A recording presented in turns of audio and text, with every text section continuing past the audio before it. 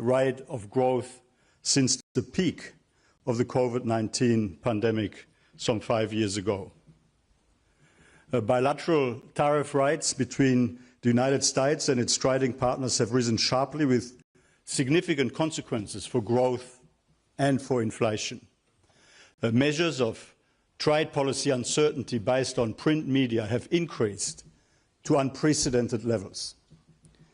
Near-term indicators point to a weakening of economic activity, with surveys showing declining consumer confidence, with policy uncertainty also undermining business confidence. Since our last interim outlook, we have further revised our projections for global GDP growth downwards. Global growth is projected to slow from 3.3% in 2024 to 2.9%, both for this year and next. This is down a further 0.2 percentage points for this year and 0.1 percentage points for next year compared to the March interim outlook, and it is 0.4% down for both 2025 and 2026 since our economic outlook 6 months ago in December 2024. Higher trade costs are contributing to renewed inflationary pressures. We expect inflation in G20 economies over this year and next to decline more slowly and remain higher for longer than previously foreseen in our December 2024 outlook. Turning to some country-specific developments. In the United States, growth is expected to slow. The main headwinds are lower export growth as a result of retaliatory measures from some trading partners, the impact of high policy uncertainty, and a marked slowdown in net immigration. US GDP growth is projected to decline from 2.8% last year to 1.6% this year and 1.5% next year. In the euro area, growth is expected to strengthen modestly from 0.8% in 2024 to 1% this year and 1.2% next year. Improved credit conditions as a result of monetary policy easing and increased investment from next-generation EU funds will help offset the impact of pressures on trade. In Japan, strong wage gains and business investment growth are supporting activity. Growth is expected to improve from 0.2% last year to 0.7% this year, and then to moderate to 0.4% in 2026 due to more subdued external demand. Emerging Asia, that is China, India, Indonesia, and 7 other dynamic Asian economies, continues to account for more than half of global growth. Still, the increase in tariffs will weaken growth in China, while fiscal measures such as subsidies for consumer goods help cushion the slowdown. We expect growth to moderate from 5% last year to 4.7% in 2025 and 4.3% in 2026. There are significant risks to this economic outlook. The outlook for trade and trade policy is particularly uncertain. Additional increases in trade barriers or prolonged policy uncertainty would further lower growth prospects and likely push inflation higher in countries imposing tariffs. Our report estimates that in a scenario in which US bilateral tariffs are raised by an additional 10 percentage points on all countries as compared with the rates in force as of mid-May, global GDP would be about 0.3% lower after 2 years. Canada, Mexico and the United States would be particularly affected given their close economic and trade integration. On the flip side, though, on the upside, measures to reduce trade barriers or to resolve concerns about aspects of the global rules-based trading system on the basis of keeping markets open and maintaining and preserving the economic benefits of open markets and rules-based global trade, could lift sentiment, lower trade costs, support growth, and help ease inflationary pressures. Persistent inflation remains another key risk. Goods price inflation ticked up at the beginning of the year, primarily due to rising food prices, while service price inflation has remained relatively high. Inflation expectations by households have moved up in some countries, particularly the United States, likely related to an increase in expected costs for imports. Higher inflationary pressures would require monetary policy to remain restrictive for longer, raising borrowing costs and slowing economic activity. So, the key policy priorities in this context: constructive dialogue to ensure a lasting resolution to current trade tensions, prudent monetary and fiscal policy, and ambitious structural reforms to reinvigorate longer-term growth. In relation to the higher trade policy uncertainty and tariffs over the past few months, our key recommendation to all governments is to engage with each other to address issues in the global trading system cooperatively, to talk the issues through among market-based democracies and beyond with any partner countries around the world prepared to engage in good faith conversations about how best to make the global rules-based trading system fairer and work better for everyone. The OECD is in many ways a perfect platform for some of those very important multilateral conversations. And to put some numbers around the opportunity, according to our analysis, a broad-based global decline of tariff rates by 1.5 percentage points could boost global GDP, or could boost GDP by 0.2% in G20 advanced economies and almost 0.3% in G20 emerging economies within 3 years, while also helping to bring inflation down. The OECD's unique data analysis standards and tools in areas ranging from market-distorting subsidies to the importance of competitive neutrality, sound corporate governance of state-owned enterprises, and responsible business conduct can provide important input into key bilateral and multilateral conversations about improving global trading arrangements. Monetary policy will need to be carefully calibrated. Central banks should remain vigilant in view of the high policy uncertainty and the potential for higher trade costs to affect wages, prices and demand. If inflation expectations remain well anchored and trade tensions do not escalate, policy rate reductions can continue in countries where inflation is projected to moderate or stay subdued. In our projections, we expect continued policy rate reductions in several large OECD economies, including the euro area, the United Kingdom and the United States. On fiscal policy, governments need to focus on rebuilding fiscal space and on preserving room for future spending pressures. Last year, public debt in the OECD stood at 112% of GDP, up from 73% in 2007. And debt servicing costs are on the rise. Our global debt report released in March shows that government interest payments increased as a share of GDP in about 2/3 of OECD countries last year, reaching 3.3% on average.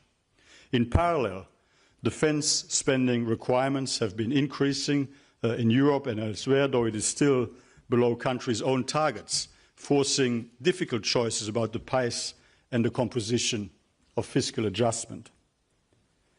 Pension and social policies, for example, the two largest items in government budgets, could be made more effective through better work incentives for older workers and targeting of social benefits. While responding to the immediate economic challenges, we must also lay the groundwork for stronger growth prospects in the medium and long term. Potential per capita growth for the OECD this year is estimated at 1.3%, which is down from around 2% in the 1990s.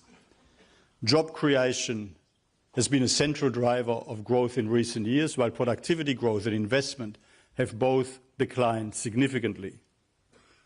Ambitious structural reforms are key to unlocking higher investment and productivity, ensuring they once again become stronger drivers of growth, including by boosting competition and reducing barriers to firm entry, lowering regulatory costs for businesses, reducing policy uncertainty, improving opportunities for financing, especially for young, innovative firms, and ensuring a skilled, flexible, and adaptable workforce. In closing, while we're facing significant economic headwinds, we have the tools to make progress on key structural reforms, support productive international cooperation for greater policy certainty, and foster strong, sustainable, inclusive, and resilient growth. Thank you, and with that, I pass the floor to our Chief Economist, Alvaro Pereira, to present some of the details of our analysis underpinning this economic outlook. Thank you.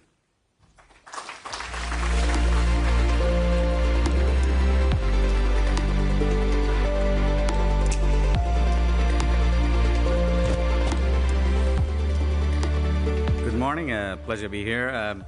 Just would like to first thank the teams that work on this economic outlook, in particular the MPR team and also all the economics department and the desks. So the overarching theme of this economic outlook is tackling uncertainty, reviving growth. We have significant, unprecedented, as we just heard the Secretary-General, uncertainty surrounding economic policy, trade policy, and this is having significant repercussions as well in our indicators. So we saw from the Secretary-General's presentation that consumer confidence is coming down, but if you look at business confidence and other activity indicators, like the PMI composite output, you can see that in countries like Canada, Mexico, Spain, the United States, and others have experienced a decline in their activity indicators. The same thing, as I said, for sentiment indicators. One of the reasons for this is, as I said, trade uncertainty and the significant change in trade policy in the United States. Basically, this graph tells you the average effective tariffs in the United States in the last 130 years. You can see that if you take into account right now the assumption that we make in this economic outlook, which is basically tariffs from May 14th or mid-May go forward, you can see that basically the average tariff rate for the United States right now is the highest since 1936. And if you take this to the April 9th tariff announcements, then it would be the highest since the 1890s. These have significant implications, as we saw, for consumer, for investor, but also the question is, will it happen for trade? Well, in the first quarter of 2025, in fact, trade was fairly resilient. We had the largest quarter of trade growth in the last 4 years. And this is mostly because a lot of firms in the steel sector, aluminum, pharmaceuticals, front-loaded their exports to the United States to try to avoid these tariffs. That's why the trade growth has held up and has been fairly resilient. But we expect that there will be some adjustment, even though trade growth will be around 2.7% this year, which is about a percentage point lower than we had forecast, as we will see later. So all these consequences, lower confidence in consumer, lower confidence for investment, the uncertainty surrounding trade and economic policy is having also a consequence. And because of this, we also downgraded our forecasts for the world economy. So as we heard, right now our forecast is a growth of about 2.9%. But the most important thing, if you see this graph, if you see this table in terms of numbers, And you see the next, which is basically gives you the G20, non-G20 economies. It doesn't matter if you are a G20 economy, a non-G20 economy, if you are big or if you are a small economy, if you are open or relatively more closed, we downgraded almost everybody in terms of our forecasts. Just noticeable exceptions with Argentina's recovering from significant crisis. The adjustment, the structural reforms are paying off. Inflation is coming down, and this is having a positive consequence. And in other countries, either because of particular factors, there's been an upgrade, but basically we downgrade almost everybody. In terms of inflation, as we just heard as well, we expect inflation will stay higher for longer periods of time. We expect, for example, in the United States, inflation will reach close to 4% at the end of the year, and then will come down next year. But for most countries, inflation will stay a bit higher for longer because of all these factors, even though we do think that by the end of 26, they'll be closer to their targets. In terms of risks, we first started with the risk of further trade fragmentation will harm global growth. So we have a simulation in which we say, if we have additional tariffs, about 10% from the United States vis-à-vis the rest of the world, what will be the consequence? And the first consequence is what you see in the red column, basically direct impact from tariffs in terms of output. Remember, tariffs usually tend to increase intermediary inputs and also other factors in the economy. And so tariffs will have an impact, but then afterwards there'll be additional impacts, which is impact on equity markets, usually go down, increases in savings. And so this is what you see in the green and orange line. So the overall impact for the United States will be about, after 2 years, about 1.6% growth less, and for the world, less than 1% growth altogether. So this is a significant risk. Now, this is very important to get trade agreements, get to the table, get trade agreements so that we avoid further trade fragmentation. And in fact, we lower trade barriers. On the other hand, we also know that, as we saw in the presentation of the Secretary-General, debt levels are fairly high. And in fact, not only debt levels are already very high, but also spending pressures are rising. So we have defense expenditures that are rising. We have expenditures related to the green transition that also are quite important, and they are rising. And on the other hand, we also have spending associated with the aging costs.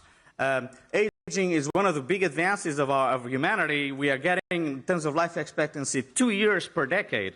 But if nothing happens, if policy stays unchanged, there will be a significant cost. And here you have the cost for your economies in terms of pension expenditures, long-term care, and also health expenditures. And for certain countries, this is a big item and will add to the spending pressure. So basically, these future spending pressures obviously pose a significant challenge for public debt sustainability, and this is a risk going forward. On the other hand, we also know that tighter financial conditions have a significant risk for many low-income countries. In particular, as we see in this graph, and as Secretary-General mentioned in our debt report that was launched in March, you can see that about 40% of debt that will be refinanced and needs to be refinanced in the next 2 years is from highly speculative debt. So, there's a risk that refinancing might be difficult for some of these countries. And on the other hand, in terms of financial market as well, there's historical elevated valuations in many of these equity markets. And so if there's a shock, a negative shock, this might pose a vulnerability going forward.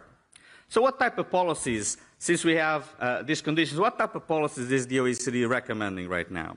So first of all, first and foremost, top policy priority, negotiations and especially trade agreements, dialogue going so that we are able to lower trade barriers. In this graph, what you can see is the OECD forecast in December for trade growth compared to what is our forecast right now. You can see there's a big gap between the two lines. We are revised down significantly our trade growth projection, and this means basically if instead of having additional trade barriers, if we lower trade barriers, as we saw the simulation before, we'll have a positive impact on growth. On the other hand, monetary policy needs to remain vigilant, since now we have an environment in which goods price inflation ticked up a little bit, service price inflation continues to be fairly sticky. At the same time, that we have additional pressures from the tariff environment. So basically, monetary policy needs to remain vigilant going forward. And on the other hand, given the big spending pressures and the high debt that we have in the world economy, it's quite important to be able to take some fiscal action and go back to fiscal discipline for many of the countries. We don't expect significant fiscal consolidation for most of the countries that we follow. Having said that, we do think that, first of all, in this graph you can see what your average country is spending on the different items, and we think in many of these items it's possible, if you undertake spending reviews, to find spending efficiencies, but more importantly, we also think that it's quite important to strengthen medium-term frameworks, so fiscal frameworks in the future. Don't look only at the short run, think about medium and long term. What are the consequences? So establish these medium-term fiscal frameworks, introducing, if you don't have them, independent fiscal institutions, and also broadening tax bases and lowering rates sometimes, depending on our circumstances, might be a good option going forward in terms of fiscal. Above all, we think that right now, in order to revive growth, you need to do one thing that is absolutely essential, which is revive investment. So in our special chapter, we have a lot of evidence, new evidence in terms of investment. And first of all, we know that investment is one of the contributing factors for lowering the output growth, potential growth in the past few years. So in the blue columns you see investment there, and productivity has come down, but in particular also investment has been fairly weak after the financial crisis. And you can see this particularly in these graphs that show what happened after the global financial crisis and after COVID. So the actual investment line is the blue line. The dotted line is the trend that existed in terms of investment before the global financial crisis. The dotted orange line is the trend that existed before COVID. And for OECD countries, investment went down by an average 22% after the global financial crisis, and went down in terms of business investment, in terms of housing investment, and in terms of public investment. And with COVID, another additional 7%. So we have a bit two cuts in terms of, or declines of investment after the global financial crisis and after the COVID, and for emerging market economies even more, a 33% decline in investment. So reviving investment is absolutely key. What type of investment? Well, investment is changing. We present a lot of evidence. A lot of investment right now, rather than be traditional capital stock investment, is mostly investment shifting towards more digital and knowledge-based economies. Here we have several items in terms of ICT, in terms of research and development and software. The United States is investing a lot more in these areas than almost everybody else, and this has big consequences not only for investment but also for productivity. In recent work, we showed for the G7 economies that there's a widening and increasing divergence in terms of productivity between the United States and others. But investing in ICT, investing in R&D, investing in software and data is going to be absolutely key to revive investment in your countries. On the other hand, housing investment has been very weak. In many of your countries, there's significant issues regarding housing affordability. House prices went up quite significantly compared to income growth. And this is seen in the graph here, where you see countries like Portugal, Canada, the United States, Netherlands and others, in which house prices since 2015 increased a lot more than income growth, and so housing affordability issues became quite prevalent. So very important to increase supply, reducing zoning restrictions, permits, to increase supply, densify cities to be able to address these housing affordability issues. We have several analyses and several recommendations in our economic outlook, but this table basically summarizes the main recommendations we give to your countries and in our country notes.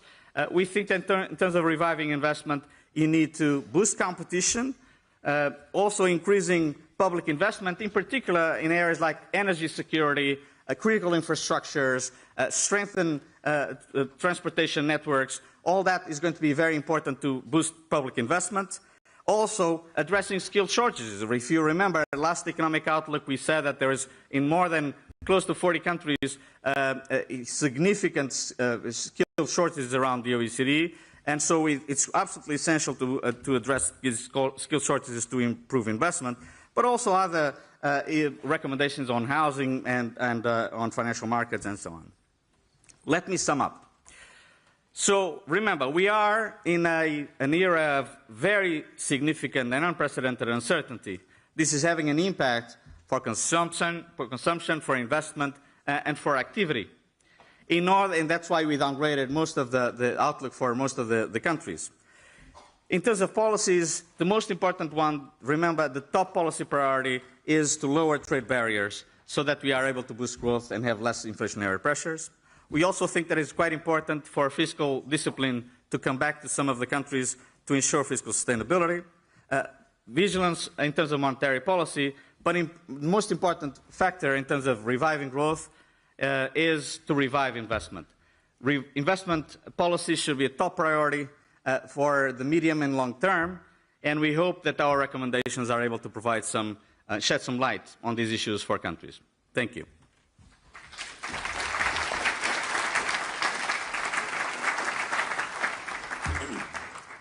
Thank you very much, Alvaro, Secretary General. We'll now move to questions for those here in the room. For those online, please feel free to put your questions into the Zoom. We'll try to get to some of those, but here in the room first, we'll go right there.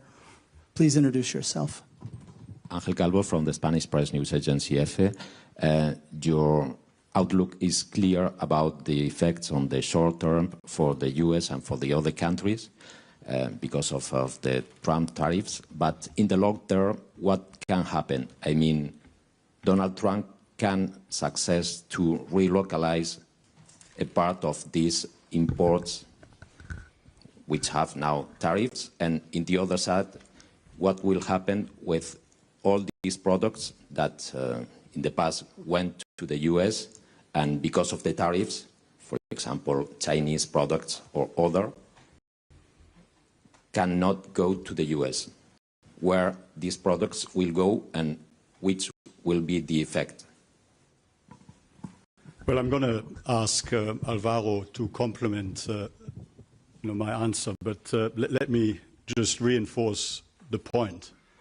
The best possible forward trajectory and the best possible direction will be one based on a dialogue, bilateral and multilateral dialogue, and sharing the diagnostic of what the challenges and issues are and the way the global rules-based trading system is working at present, and to come up with the best possible ways to make international trading arrangements, global trading arrangements, fairer and work better, while preserving the unquestionable economic benefits of open markets and rules-based global trade.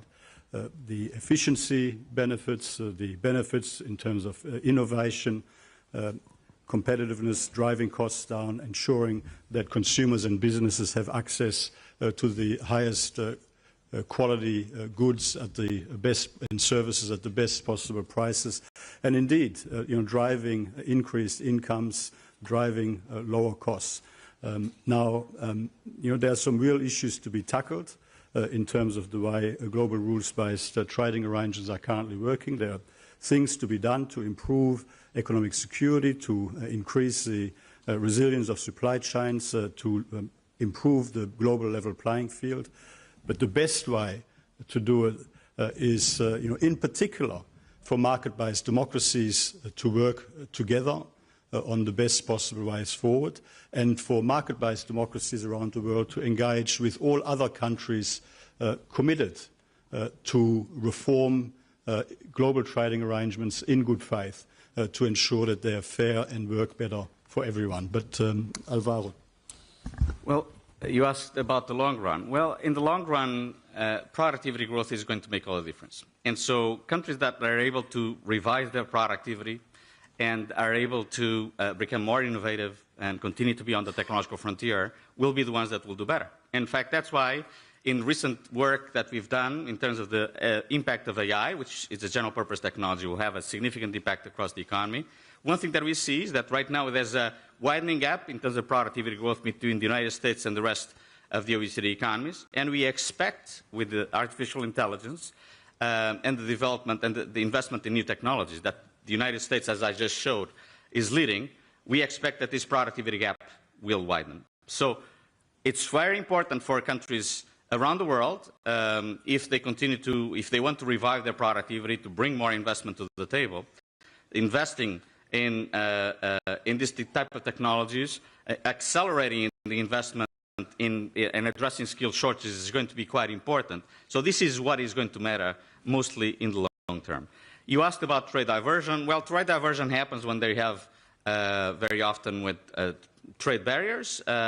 Usually exporters, if they find that one market closes, they'll try to find for others. So we wouldn't be surprised that that could happen. But we will not speculate on specific markets that this will happen. Thank you. Looking over here for other questions, please introduce yourself. Lee Thomas from Reuters. You've substantially downgraded your outlook for the United States vis-a-vis your March interim outlook. Could you walk us through specifically what has changed in your view for the U.S. economy since then? And as well, could you give us your quick take on the U.S. budget legislation going through Congress? Thank you very much. Well, in terms of the outlook, we know that sentiment indicators of consumption and for investment came down. Activity indicators, I just showed you, also went down. And this is reflected not only in the soft data, but also in the hard data. So basically, what we expect will happen to consumption and investment going forward.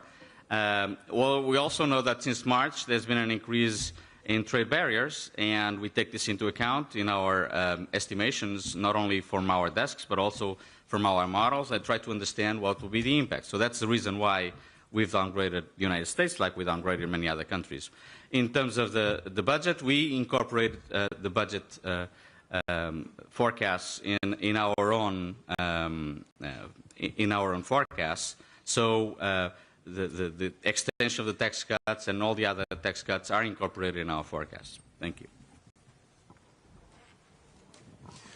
Looking over here, are there other questions from journalists in the room?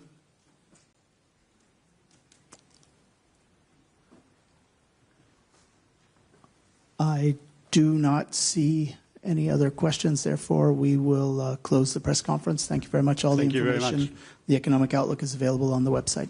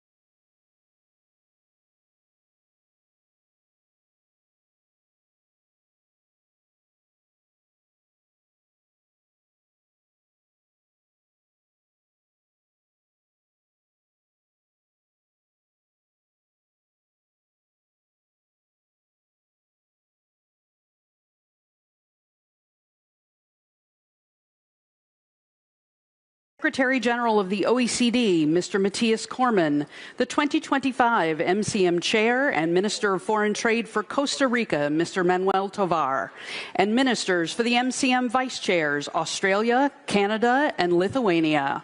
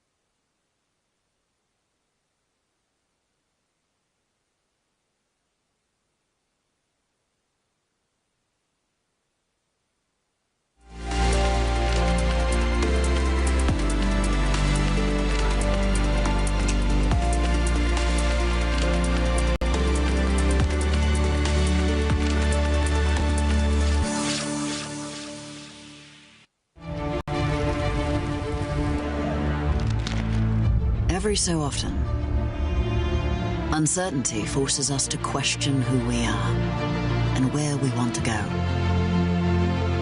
Difficulty faces us with a fundamental question. What can we trust? For Costa Rica, the answer is in our own history, one that will help us take a leap into the future. We believe in who we are so that the world may trust us.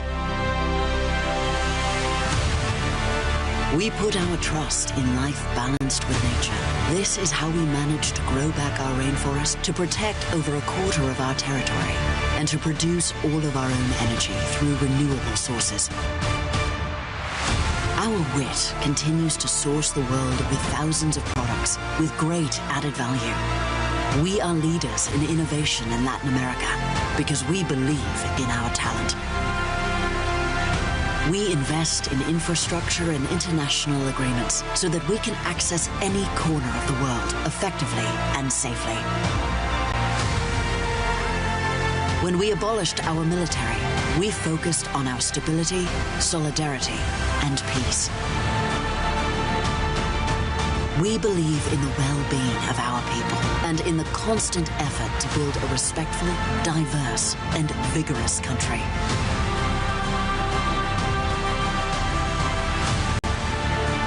We know we are prepared for any challenge because we trust in what we have accomplished so far. Because when the world becomes grey, we will continue fighting for a greener and more just future. When you find yourself wondering, who can we trust? Our answer will always be Costa Rica.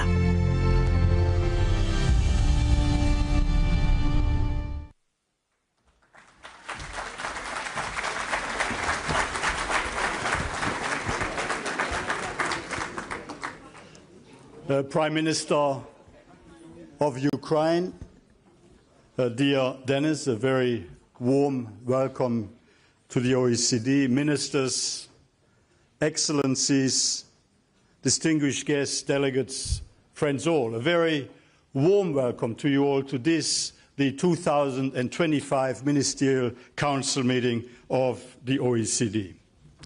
Leading the way towards resilient, inclusive and sustainable prosperity through rules-based trade, investment and innovation.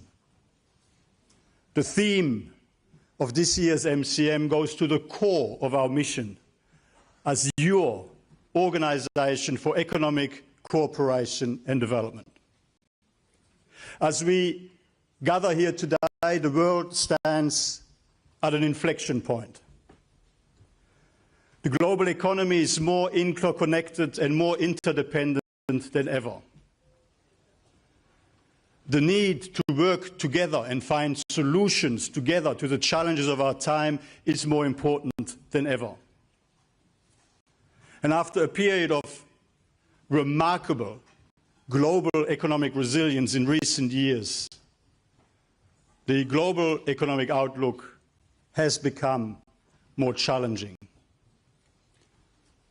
Despite a series of external shocks from COVID to the economic and social impacts of Russia's war of aggression against Ukraine, the energy crisis and the period of high inflation that followed, rising geopolitical tensions and more, in all of the circumstances, the global economy continued to grow at a comparatively healthy rate of above 3%. However, as we are meeting here today, the outlook for the global economy and the outlook for growth across most economies around the world has become more subdued. Earlier today we released our economic outlook, projecting global growth to fall below 3%, for inflation to decline more slowly. And the context is the significantly increased economic and trade policy uncertainty, tighter financial conditions, lower business and consumer confidence, and the impact it has on investment and activity that we're observing, which has led to this downgrade in our economic growth outlook. And all of that, of course, against the background of continued structural challenges and transformations. Low productivity growth and rising trade restrictions are leading to a lower economic growth trajectory if left unaddressed. We need to better prepare for the economic, social and fiscal impacts of population ageing, including by accelerating and strengthening our efforts to boost economic performance through the more ambitious pursuit of genuine gender equality. We need to keep focusing on tackling the challenges and opportunities associated with climate change in a globally more coherent and effective way together. We need to give ourselves the best chance to seize all the many exciting benefits for humanity of the digital transformation and AI, while better managing some of the associated risks and disruptions. And we need to find better ways to make our global rules-based trading system fairer and work better, to tackle unfair trade practices, boost economic security and improve supply chain resilience in a way that helps us preserve the well-established economic benefits of open markets and rules-based global trade. Colleagues, we need to talk. And we need to find ways to solve issues through dialogue and cooperation. And I know you agree, because you have come to this Ministerial Council meeting in record numbers, at least during my time in this job. This Ministerial Council meeting has assembled the largest number of senior ministers from across our membership and beyond yet during my time in this job. There is clearly a strong appetite to have the necessary conversations on a better way forward. And this MCM is a very important opportunity for OECD members and our partner countries to engage about the best ways forward, including and especially about how to restore economic and trade policy certainty through dialogue and cooperation. We know that it would deliver immediate economic and social dividends in terms of stronger growth, better opportunities for people around the world, and our capacity to concentrate on successfully tackling all the other challenges in front of us, leading the way back towards resilient, inclusive and sustainable prosperity through rules-based trade, investment and innovation. Here at the OECD, we will continue to support you. We provide the objective data and analysis across the economic, social and environmental policy spectrum to help inform your discussions and to help inform your decisions. Importantly, we provide a trusted platform for the multilateral dialogue the world needs you to have.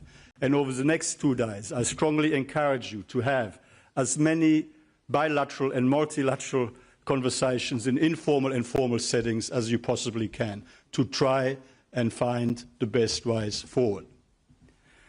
At this year's Ministerial Council meeting, you will also have the opportunity to further strengthen the rules-based system together. You will have the opportunity to welcome a new recommendation on eliminating government support to illegal, unreported and unregulated fishing, which will foster a more level playing field for sustainable fishing practices and ensure a future for our shared fisheries resources in the years to come. You will consider adopting a revised recommendation on merger reviews to help ensure our competition law and policy frameworks are as effective as we need them to be in protecting competition and ultimately encouraging business dynamism and innovation in our economies. And you will discuss adopting a new recommendation on digital technologies and the environment to harness their potential for greater sustainability and efficiency, while better managing their impacts, including energy use and electronics waste. You will consider the OECD's latest evidence-based insights on supply chain resilience, trade, gender data and gender equality, foreign direct investment and climate. And you will provide guidance on the way forward for an AI policy toolkit to support policymakers in implementing our landmark AI principles.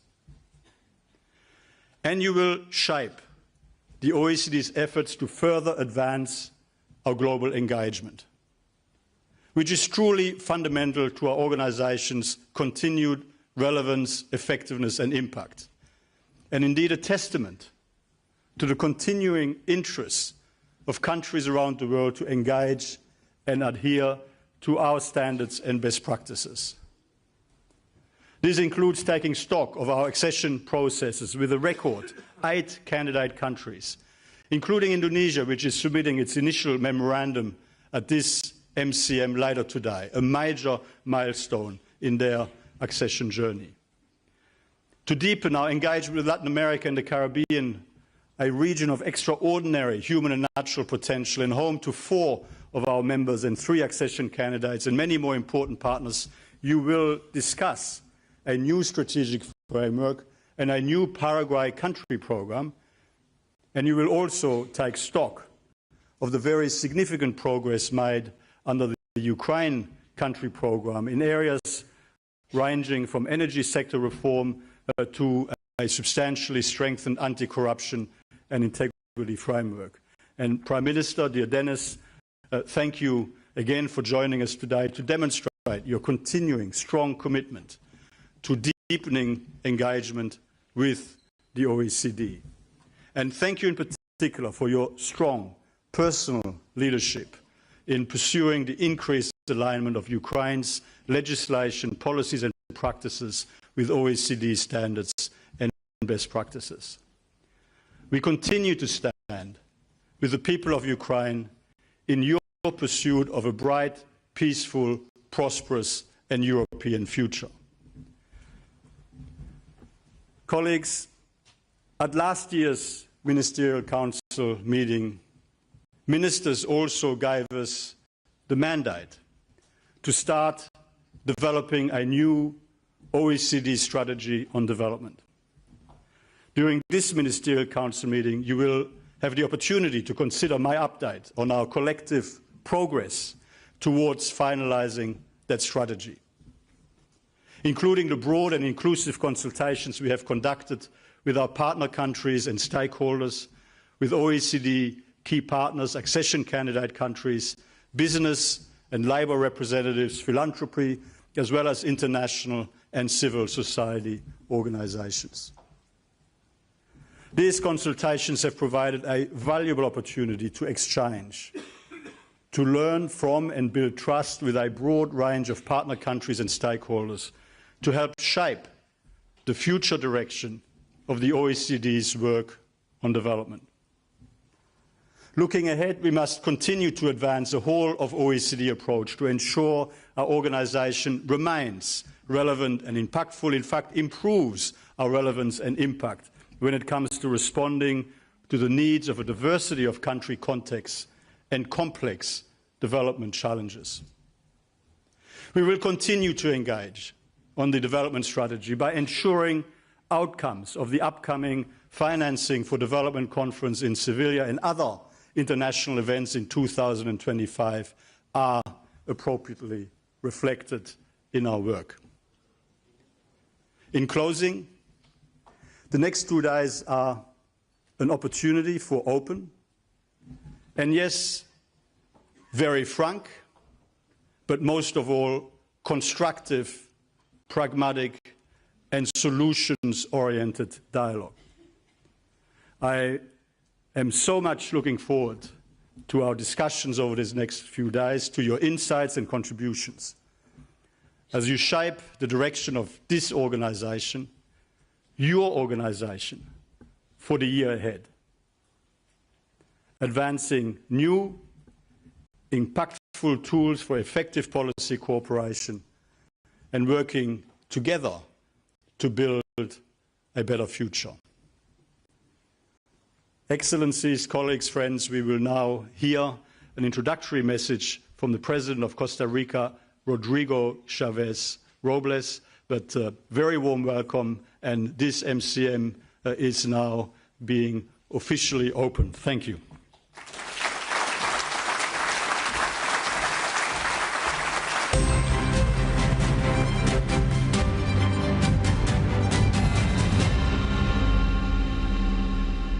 Dear ladies and gentlemen, as President of the Republic of Costa Rica, I feel a great honor and pride to welcome you to the 2025 OECD Ministerial Council Meeting.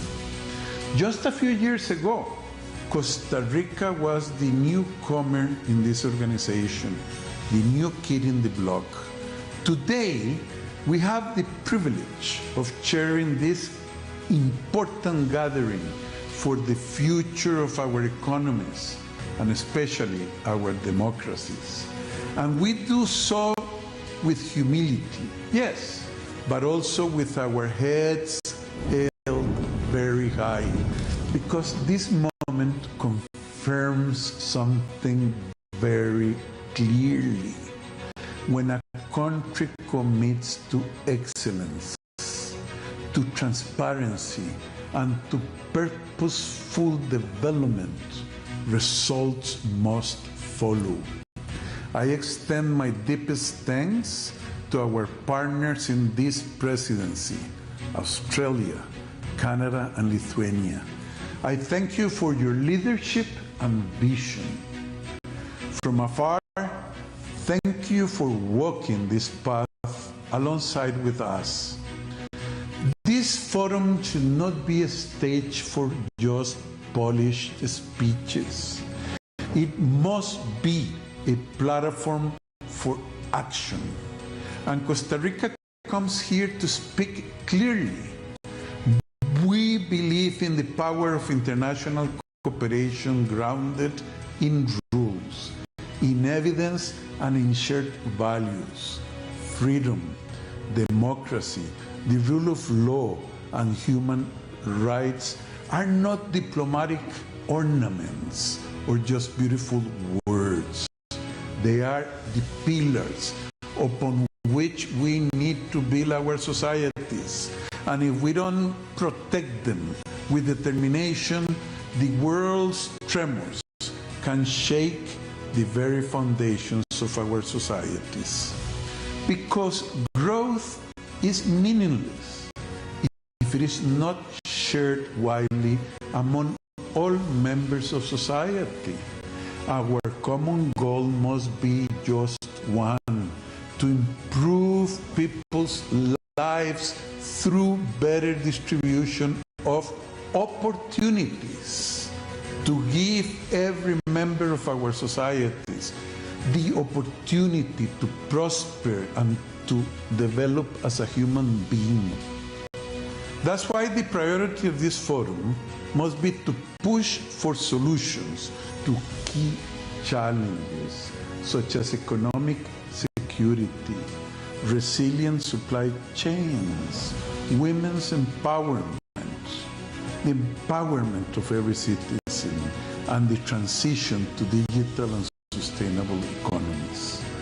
And if that requires bold decisions, even uncomfortable ones, then so it must be. Because if we have learned anything, it's this. True transformation does not come from cozy consensus. It comes from disruption. It needs courage, bold action. This ministerial meeting should not be just another photo for the archives. Its theme, charting the path to resilient, inclusive, and sustainable prosperity through rules-based trade, investment, and innovation, cannot remain just a long slogan.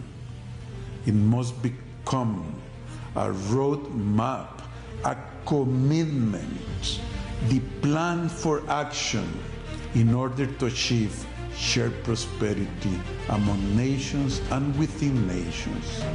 We are here to build with decisive action and to lead with clarity and purpose. The world needs us united, cooperating instead of competing against one another. The OECD must stay the course. It must remain the guiding light that helps governments think better, serve better, and be held accountable to their citizens, but also to the rest of the world. I thank Mathias Cormann for his leadership, and each of you for placing your trust in Costa Rica in delivering this important responsibility. Let us be ambitious, let us be bold, and above all, let us remain faithful to the people who elected us to serve them. Thank you very much. May God bless you all.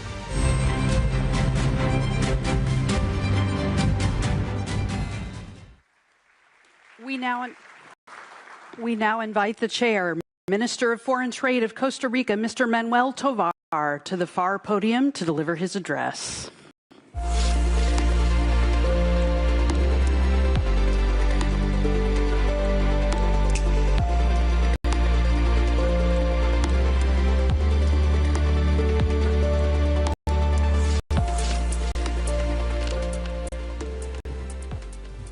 Monsieur le secrétaire général de l'OCDE, Mathias Cormann, Monsieur le Premier ministre de l'Ukraine, Denis Shmyhal, Monsieur, Mesdames les ministres, Excellences, chers amis.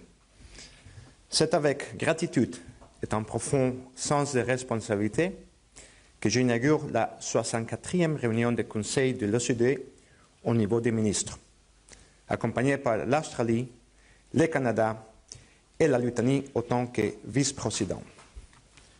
Je tiens à saluer le leadership visionnaire du Monsieur le secrétaire général, Mathias Cormann, dont l'engagement constant renforce le rôle de l'OCDE en tant que pilier de la coopération internationale. Seulement 4 ans après l'adhésion du Costa Rica à cette organisation remarquable, me tenir devant vous aujourd'hui me rappelle que l'histoire est quelque chose que l'on façonne. À notre époque, marquée par les incertitudes et les tensions, ces moments témoignent de notre capacité à nous rassembler autour des valeurs communes dans un esprit d'unité, de convergence et d'engagement partagé. En ce lieu, au cœur de Paris, nous avons l'opportunité de démontrer que la coopération internationale n'est pas une ambition lointaine, mais une réalité que nous construisons ensemble. Ici, à l'OCDE, nous faisons le choix du dialogue et de la coopération. Dans un contexte mondial complexe, nous affirmons avec conviction que l'écoute, la solidarité et l'action collective conservent toutes leurs valeurs.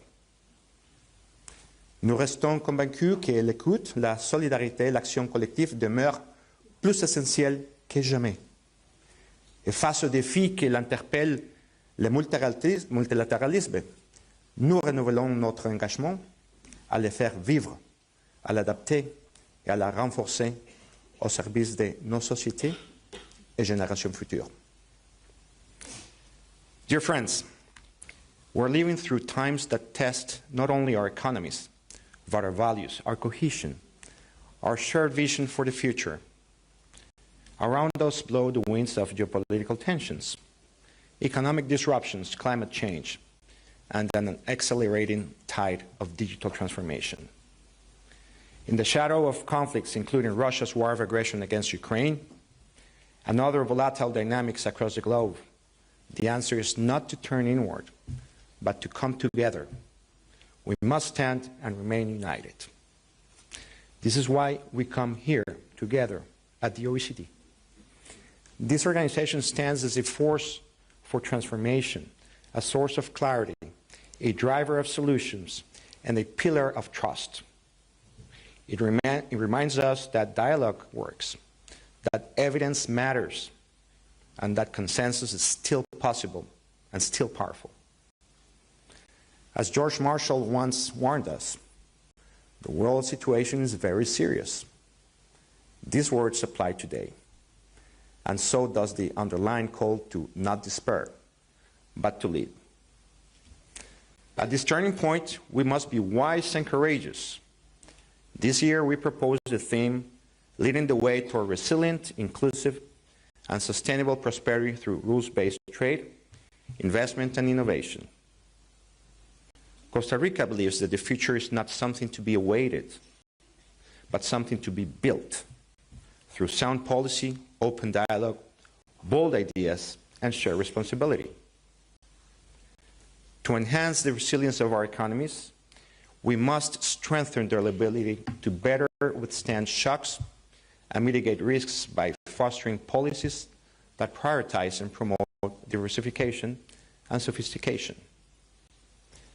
Through the OECD, a strong advocate for enhanced economic integration, we must actively contribute to shaping an open, rules-based, and fair multilateral trading system with the WTO at its core. We do so by fostering dialogue, promoting cooperation, and ensuring a level playing field so that the benefits of trade are more widely shared. Resilience requires a strengthened international economic order, advanced through both multilateral and plurilateral approaches. We are at a critical moment in global trade and investment, shaped by the transformative forces of digital technologies and AI. These innovations present immense opportunities for inclusive growth and development, while also demanding coordinated action to address the digital divide. The OECD plays a critical role in guiding the responsible integration of AI into our economies.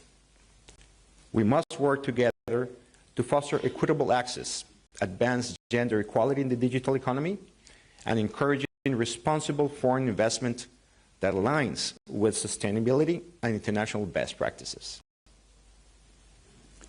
Climate change is a multifaceted challenge that extends beyond the environment, deeply impacting our trade, investment, and social and economic policies.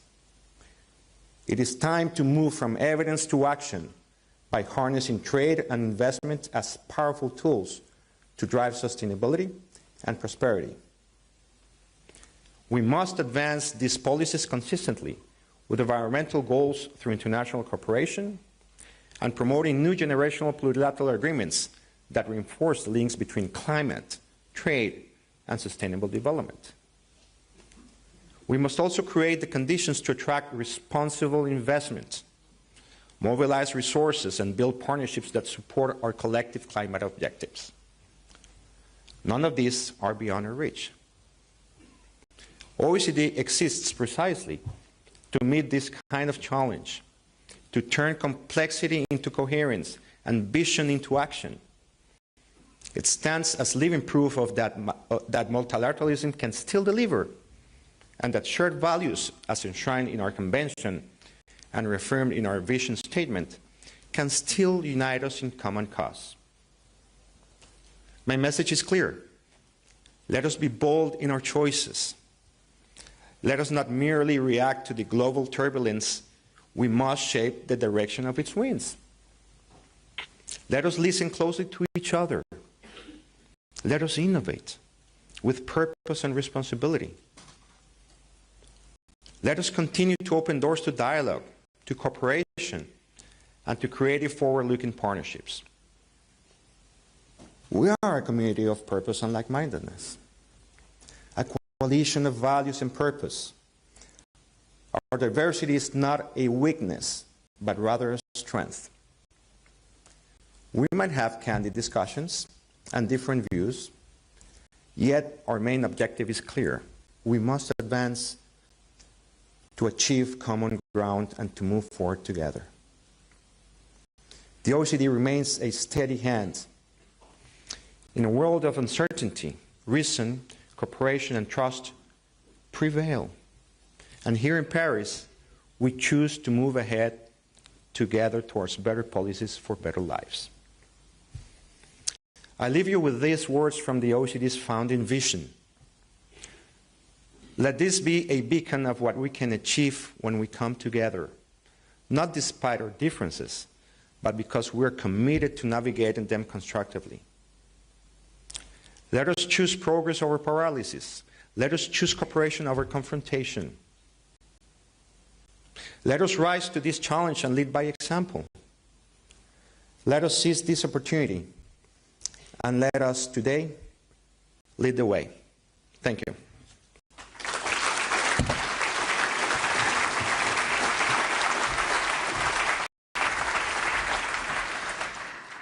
I now invite here to the left-hand podium the Prime Minister of Ukraine, Mr. Denis Shmyhal.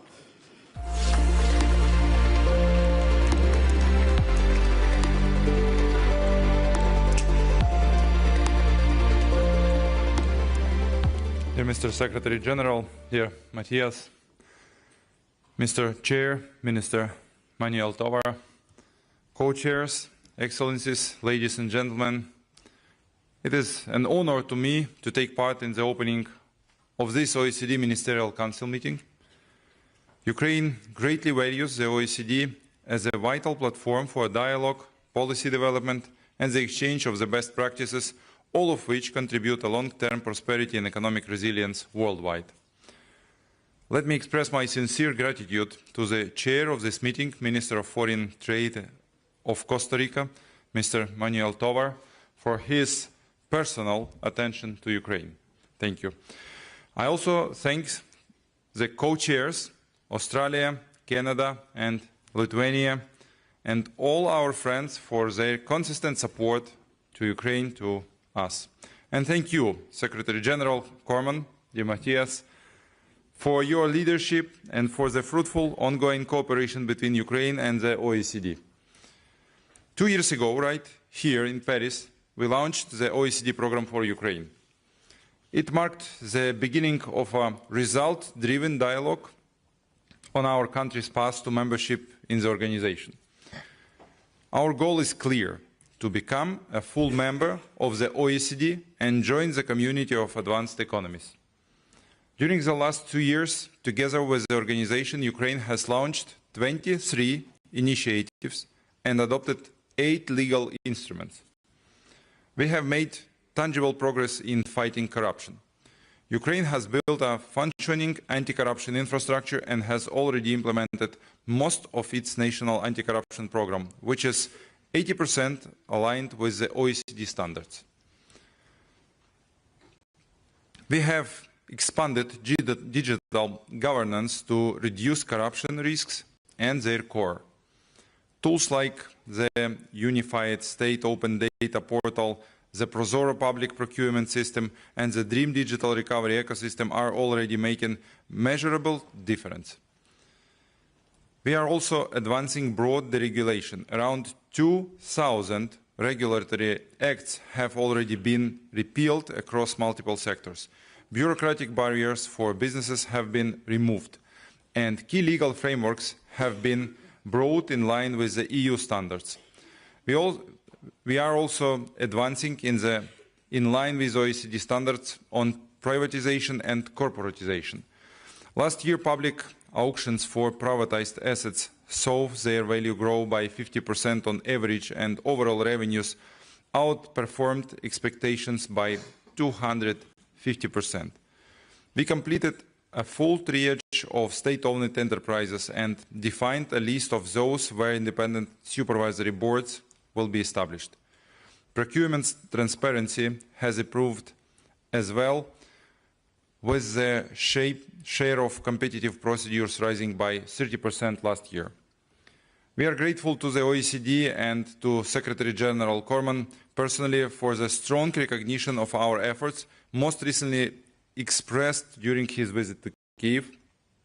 The OECD latest economic survey of Ukraine highlighted our reform momentum in public investment management and the development of an investor-friendly business environment. The integrity review confirms substantial gains in our anti-corruption policies.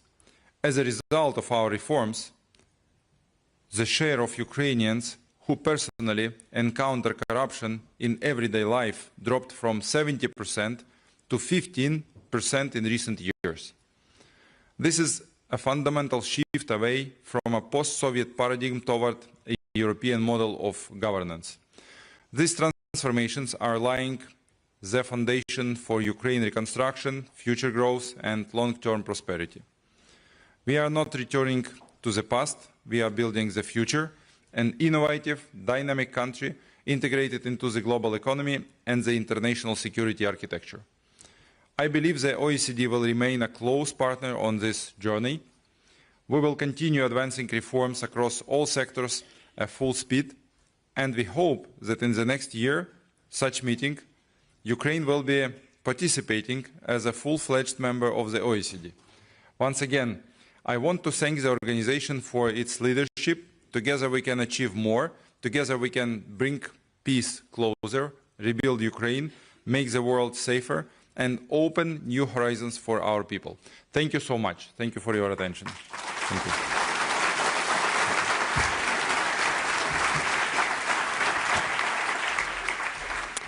We now invite to the left-hand podium Mr. Don Farrell, Minister for Trade and Tourism for the MCM Vice Chair, Australia.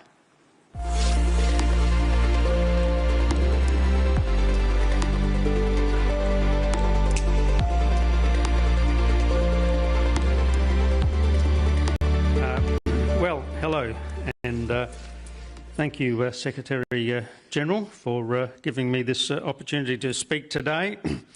I worked for many years in the Australian Senate with Secretary-General Cormann. I saw firsthand the way in which he improved the lives of people in Australia, and I've been so proud over the last 4 years of seeing what you've been able to do, with a little help from Australia, on the international scene, and good luck for your continued work in that area. Minister Tovar, thank you very much. You've become a very good friend, and I look forward to seeing the work you're going to do over the next couple of days to do the things that you talked about in your speech. Prime Minister Shimhal, I haven't met you before, but a couple of weeks ago I had the honour of representing Australia at the funeral of Pope Francis, where of course President Zelensky was present. I got the chance there to meet the Australian Cardinal for the first time, who happens to be a Ukrainian. Cardinal Bishok, and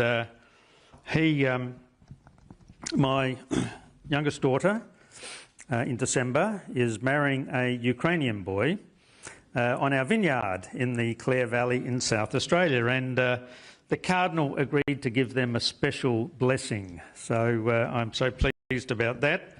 And can I say that your fight is our fight? And that's very strongly the view of the Australian government. And welcome to all distinguished guests. I'm very honoured to serve as one of the Vice Chairs at this year's Ministerial Council Meeting. And as I said, I want to thank Minister Tovar of Costa Rica for his leadership at this meeting. And under his chairing, we meet here to find new ways to guide our societies toward resilient, inclusive and sustainable prosperity. We do so at a challenging time, a very challenging time for the rules-based multilateral trading system that has underpinned decades of global growth.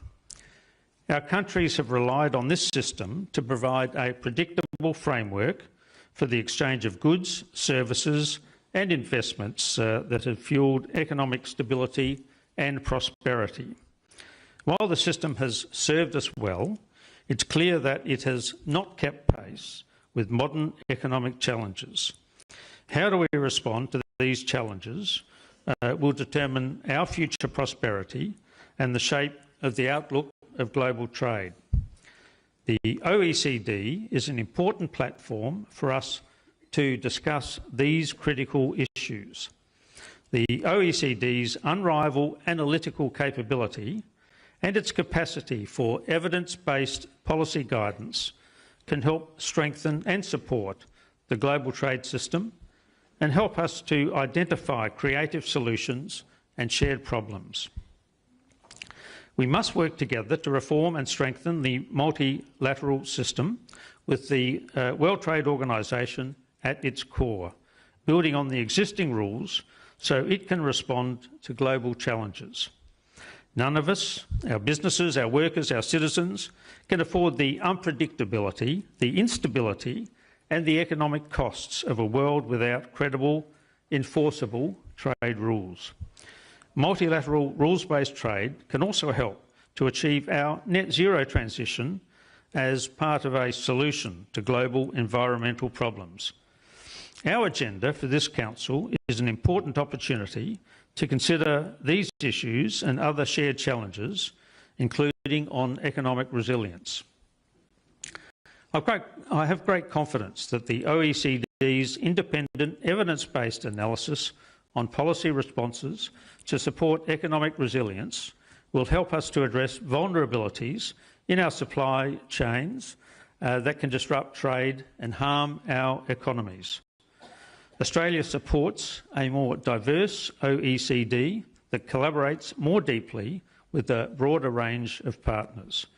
A diversified OECD membership carries benefits for all parties, providing us with a stronger OECD that is more globally relevant. During our term as co-chair of the Southeast Asia Regional Program with Vietnam, we have seen the OECD deepen engagement with Southeast Asian economies.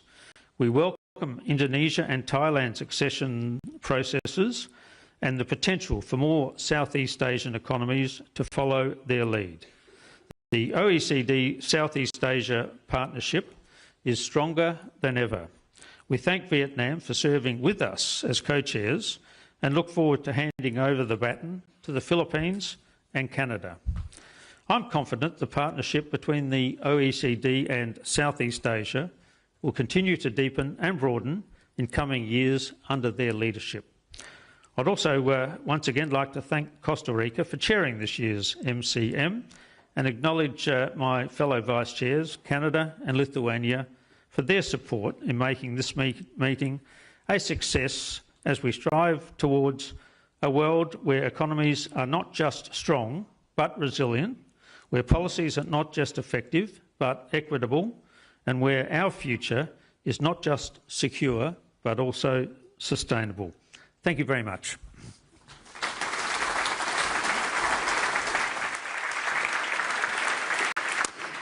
We now invite here to the podium Mr. Maninder Sidhu, Minister of International Trade for the MCM Vice Chair, Canada.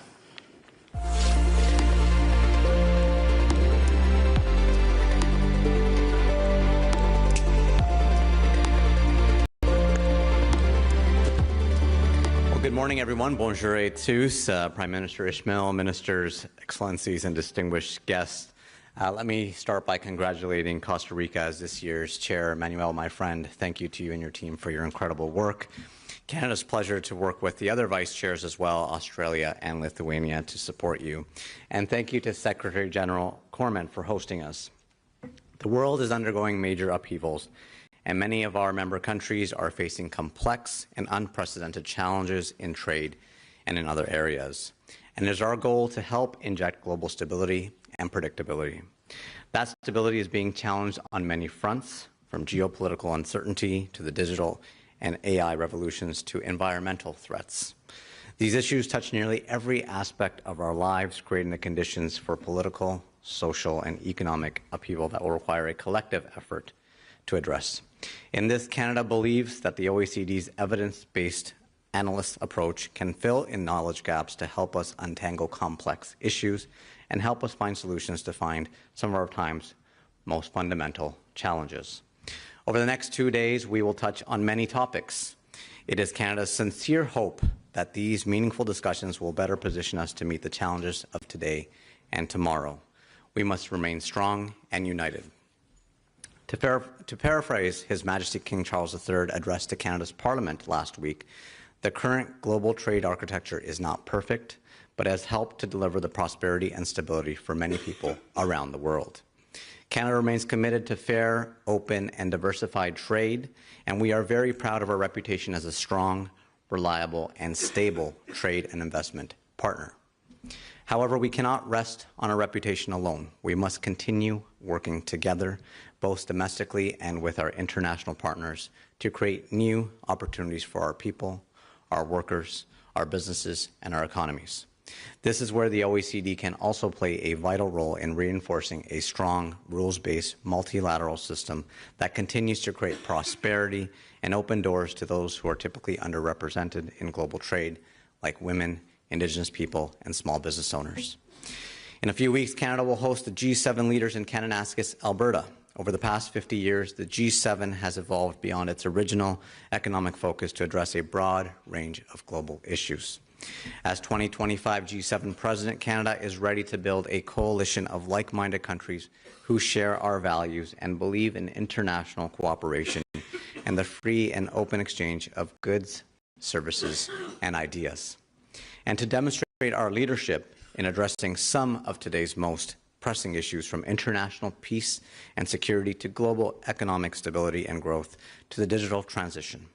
We will also gather the G7 trade ministers to continue working together to foster a stronger global economy and prosperity. As we do, we will remain squarely focused on our goal of building resilient and strong economies and promote fair competition and predictable and stable global trade and investment, all of which support the work of the OECD. As you know, the OECD is looking to increase engagement beyond its memberships to regions across the world. As such, Canada is honoured to co-chair the OECD Southeast Asia Regional Program, SERP, for the next 3 years with the Philippines, a role that aligns with our Indo-Pacific strategy and our strategic partner with ASEAN. As we take over the co-chair role from Australia and Vietnam, who held it for the previous 3 years, we look forward to deepening and broadening our engagement in the region, and I am pleased to announce a $2 million funding envelope to support key initiatives of the SERP. In this capacity, Canada will be able to advance key themes of private sector development for inclusive and sustainable growth, sustainable infrastructure, and responsible business conduct, and help ASEAN members undertake important policy reforms. Southeast Asia is a dynamic region full of economic opportunities and challenges, and SERP offers a vehicle to address them based on globally accepted norms and best practices. Colleagues, we have a very few busy days ahead of us, and Canada hopes that all OECD members will be able to reiterate their support for their core tenets of this invaluable organization, which has served us well to date. Further, Canada hopes that we all leave this event with a better appreciation of each other's perspectives, including those of developing countries and relevant international organizations. As we seek to build stronger, more resilient and productive economies and a strengthened resolve to continue working together to address unfair and trade-distorting practices, none of us can do this alone. That's why Canada looks forward to working with the OECD members in a renewed spirit of shared values and consensus, building to create new opportunities, not just for Canadians, but for all of our industries, businesses, and economies. Because as His Majesty King Charles III so eloquently reminded us, we owe it to this generation and those who succeed us to think and act for the greater good of all. Thank you. Merci.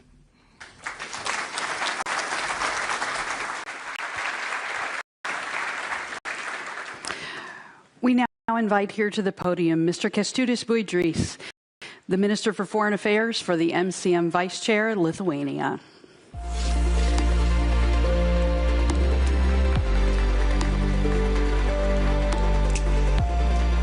Excellencies, dear colleagues, ladies and gentlemen, it is a great honor to be here today with you in the capacity of one of the vice chairs of the 2025 OECD Ministerial Council Meeting. Let me begin by expressing sincere appreciation to Secretary-General Mathias Cormann for your leadership, commitment to keep the OECD as a pillar of global cooperation and evidence-based policymaking. I warmly thank you, our MCM Chair, Costa Rica, Minister Manuel Tovar, because Costa Rica and Lithuania share a special bond as we began our OECD accession journey together 10 years ago, back in 2015. It is therefore a particular pleasure to be Vice Chair of this MCM alongside with you, and I warmly recognize and thank our fellow Vice Chairs, Australia and Canada, for excellent teamwork. Thank you. Let me also take this opportunity to extend a heartfelt welcome and thank you, Prime Minister of Ukraine, Denis Shmyhal. Ukraine is not only bravely defending against unjustified and unprovoked Russia's war of aggression, it is also defending the very values that underpin this organization: democracy, rules-based international cooperation, rule of law, human rights. In this sense, supporting Ukraine is about defending our values as well. Lithuania firmly supports Ukraine, bilaterally and within the OECD. And we are proud to have initiated, together with Poland, the establishment of the OECD office in Kyiv and to support the ongoing OECD country program for Ukraine. There are not symbolic actions. They are practical, meaningful platforms for reform, recovery and reconstruction. And they contribute significantly to Ukraine's accession to the EU. This is important. We urge all OECD members and partners to contribute actively to these efforts and to strengthen their support for Ukraine. Dear colleagues, this year's MCM theme, leading the way towards resilient, inclusive and sustainable prosperity through rules-based trade, investment and innovation, directly addresses the complex challenges and emerging opportunities of our time. The breadth of this agenda reflects the scale and urgency to the issues we face. The OECD is uniquely positioned to lead in this context. Its rigorous analysis, policy guidance, deep expertise in implementing reforms that foster growth, strengthen trust in institutions, and deliver real benefits to our citizens. I want to highlight the OECD's excellent work in today's challenging environment and the vital tasks ahead as we navigate a rapidly shifting geopolitical landscape, as it was already mentioned not once today. It enables countries to pursue stability and reform despite uncertainty. Let us not forget the core values that bind us as OECD members: democracy, human rights, market-based principles, and cooperation. The OECD's consensus-driven approach unites diverse perspectives around common goals. We should spare no effort in seeking common ground through dialogue and collaboration to shape better policies for better lives. At the same time, the OECD should be forward-looking and adaptive. It should continue evolving to face emerging challenges and seize new opportunities. This, among other issues, includes the responsible governance of artificial intelligence, managing the digital transformation that reshapes our economies and our societies, safeguarding information integrity, and strengthening economic resilience. The OECD is doing important work in these areas, but the pace of change requires us to do even more and to do it together. It was in this spirit that Lithuania and Japan co-hosted yesterday's MCM side event on economic security and resilience, aimed at fostering deeper cooperation and one of the most urgent challenges we face. It was a very productive discussion that underscored the need for coordinated action to reduce critical trade dependencies, strengthen supply chains, and promote diversification. It emphasized the value of like-minded cooperation and the role of multilateral frameworks and trade agreements in reinforcing economic security. The event also showcased the OECD's important contributions in helping countries navigate these challenges and craft effective, collaborative responses. Dear colleagues, in today's complex global environment, the OECD's role in extending its standards and best practices beyond its membership is more important than ever. By strengthening its global engagement, the OECD helps shape better policies worldwide and reinforces its position as a truly global standard setter. It is essential that OECD enlargement remains value-based and merit-driven. Countries that demonstrate a strong commitment to OECD principles and are willing to implement necessary reforms should be met with openness and engagement. Progress in current accession process is encouraging, and as a recent member, Lithuania stands ready to share its accession experience and support others on their path towards OECD membership. Regional initiatives are key to the OECD's global impact. We welcome the new strategic framework for Latin America and the Caribbean and support OECD's deeper engagement in other critical regions such as Eurasia and the Indo-Pacific. At the same time, the OECD strategy on development could become an important pillar of organizations' global outreach, helping the most vulnerable countries respond more effectively to emerging challenges. Dear colleagues, as we begin this MCM, let us reaffirm our shared responsibility to uphold the values of this organization, to strengthen the OECD's voice in the world, and to support each other in advancing reforms through policy advice and exchange of the best practices. Lithuania stands ready to contribute to these efforts as a committed member and vice chair of this MCM. Thank you all for being here, and I wish us all a productive MCM meeting. Thank you.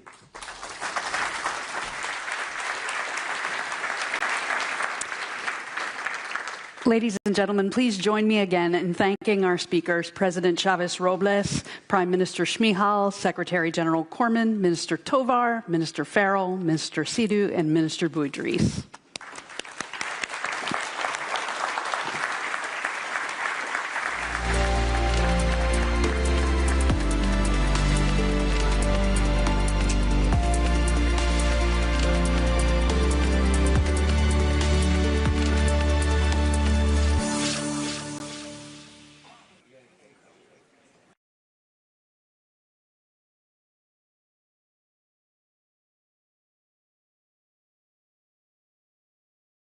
For the OECD Southeast Asia Regional Program.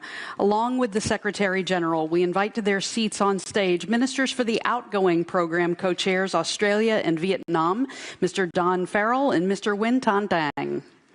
Ministers for the incoming program co-chairs, Canada and the Philippines, Mr. Maninder Sidhu and Mr. Arsenio M. Balisacan, and the Secretary-General of the Association of Southeast Asian Nations, Mr. Kao Kim Horn.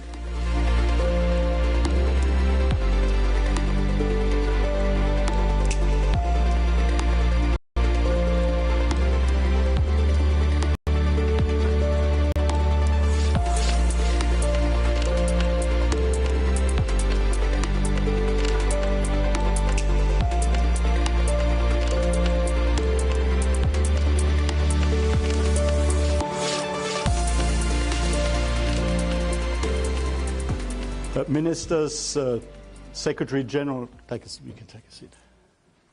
Ministers, Secretary-General Kao Kim Horn, distinguished guests, friends all, a very warm welcome to this handover ceremony of the OECD Southeast Asia Regional Program. For over a decade, the Southeast Asia Regional Program has been an effective platform for regional integration, cooperation, and domestic reform.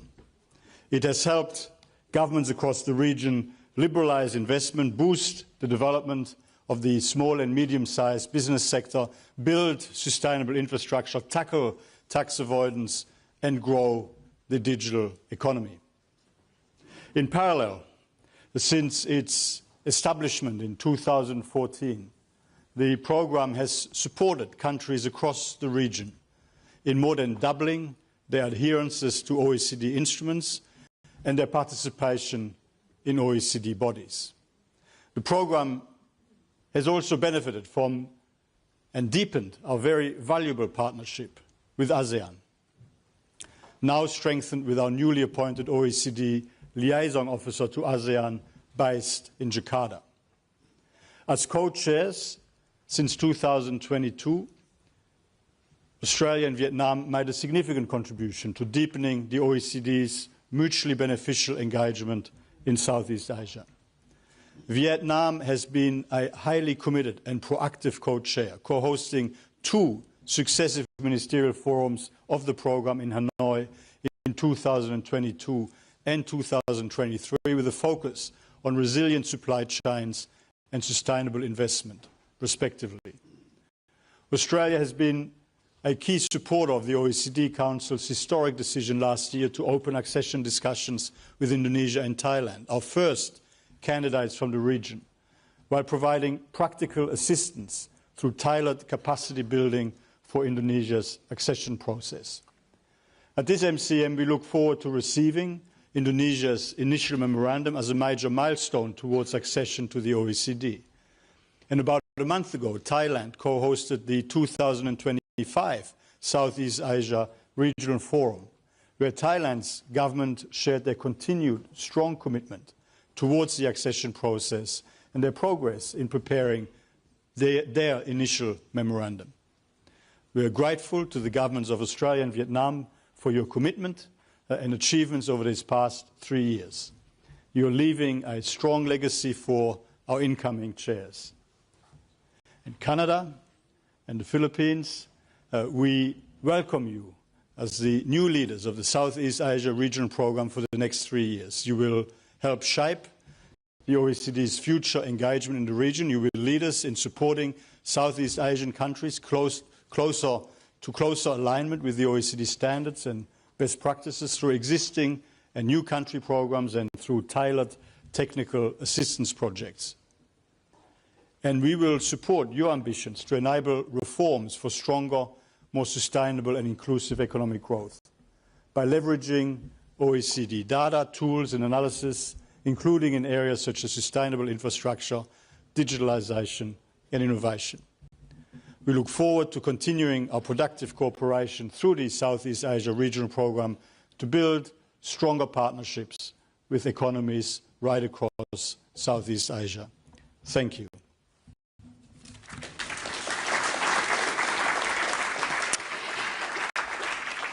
We now welcome here to the left-hand podium the Minister of Finance for outgoing Program Co-Chair Vietnam, Mr. Nguyen Thanh Thang.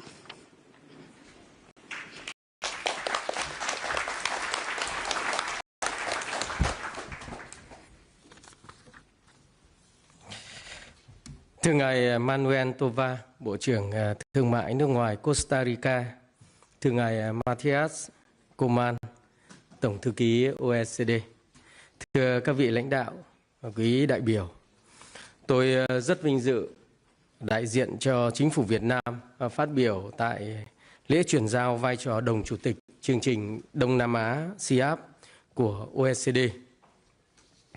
Đây là một sáng kiến chiến lược góp phần hỗ trợ cải cách kinh tế, thúc đẩy tăng trưởng bền vững và tăng cường kết nối giữa OECD và ASEAN, một khu vực năng động hàng đầu thế giới. Trong nhiệm kỳ 2022-2025, Việt Nam và Australia đồng chủ trì CIAP trong bối cảnh thế giới đối mặt với nhiều thách thức. Phục hồi sau đại dịch, chuyển đổi số và ứng phó với biến đổi khí hậu, bất bình đẳng, đứt gãy chuỗi cung ứng. Chúng tôi đã xác định 3 ưu tiên cốt lõi, đó là phục hồi ngắn hạn, cải cách trung hạn và tiến gần hơn tới OECD. Cùng 4 lĩnh vực ưu tiên đó là tự cường kinh tế, cải cách khu vực tư nhân, mở cửa thương mại đầu tư và chuyển đổi xanh, chuyển đổi số. Những nỗ lực này đã đem lại những kết quả nổi bật. Ký biên bản ghi nhớ lần đầu tiên giữa OECD và ASEAN, tạo nền tảng pháp lý và thúc đẩy hợp tác thông qua cơ chế nhóm công tác, chia sẻ dữ liệu và hỗ trợ kỹ thuật. Tổ chức thành công Diễn đàn Đông Nam Á tại Hà Nội năm 2022, mở ra cơ chế đối thoại cấp bộ trưởng thường niên giữa OECD và khu vực về chính sách và phát triển. Lần đầu tiên triển khai Prospectus, kế hoạch hợp tác thực chất trong các lĩnh vực như chuyển đổi xanh, số, tăng trưởng bao trùm và nâng cao năng suất. Việt Nam tự hào đã đóng góp vào sự phát triển của CIAP như một nền tảng hợp tác khu vực hiệu quả và lâu dài. Chúng tôi tin tưởng CIAP sẽ tiếp tục là động lực gắn kết ASEAN và OECD vì một tương lai xanh, số và nhân văn. Nhân dịp này, thay mặt Chính phủ Việt Nam, tôi xin bày tỏ lời cảm ơn các nước, đặc biệt là Nhật Bản, Australia, Hàn Quốc, trong việc hỗ trợ thúc đẩy hợp tác giữa OECD với Việt Nam và các nước Đông Nam Á trong thời gian vừa qua và trong thời gian sắp tới. Tôi xin chúc mừng Canada và Philippines tiếp nhận vai trò đồng chủ tịch CIAP. Việt Nam cam kết tiếp tục đồng hành, góp phần tích cực và xây dựng vì một Đông Nam Á phát triển bền vững, gắn kết chặt chẽ hơn với cộng đồng quốc tế. Xin trân trọng cảm ơn. Thank you. Merci.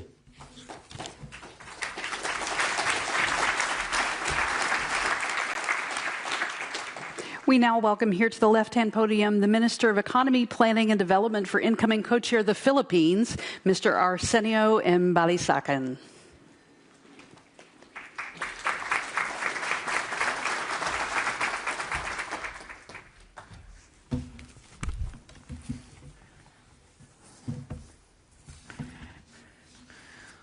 OECD's Secretary-General Mathias Cormann, Excellencies, esteemed colleagues and delegates, ladies and gentlemen, good morning. The Department of Economy, Planning and Development of the Republic of the Philippines is honored to accept the co-chairship of the OECD Southeast Asia Regional Program alongside our esteemed partner, the Government of Canada. This moment represents more than an institutional milestone. It reflects our shared commitment to advancing sustainable and inclusive development across Southeast Asia. Through this co-chairship, we welcome the opportunities to exchange experiences with regional partners and collaborate on shared priorities in key areas such as private sector engagement, digital economy, advancement, and innovation promotion. Canada has long been a steadfast partner of the Philippines in meeting its development goals. Canada's commitment to multilateral cooperation and sustainable development aligns closely with the Philippines' national priorities. We are committed to ensuring that the Southeast Asian Regional Program remains adaptive to evolving needs while building upon our established achievements. As co-chairs with Canada, we will foster deeper engagement between Southeast Asian nations and the OECD to focus on global challenges, particularly sustainable infrastructure, corporate social responsibility, and inclusive economic development. Recognizing Southeast Asia's unique climate vulnerabilities, the program will be a platform to tackle climate action through coordinated adaptation and mitigation strategies, green finance solutions, and knowledge sharing and sustainable development practices. The Philippines brings to this role a deep understanding of the region's diverse economies, valuable experiences in navigating complex development challenges, and an unwavering commitment to inclusive growth. We envision the program as a dynamic platform that not only facilitates policy dialogue, but also drives tangible improvements in the lives of our people. We thank the OECD, the outgoing co-chairs, Australia and Vietnam, and all member countries and regional partners for entrusting us with this critical responsibility. We also express our enthusiasm for working closely with our program counterparts, whose expertise and commitment to international cooperation are well recognized. To our OECD partners, Canada, and all the program stakeholders, we do not take this responsibility lightly. The Philippines is committed to ensuring that the Southeast Asia Regional Program continues to evolve as a responsive and effective mechanism for addressing the region's development priorities. Thank you for this honor and opportunity. We look forward to our productive partnership in the years ahead.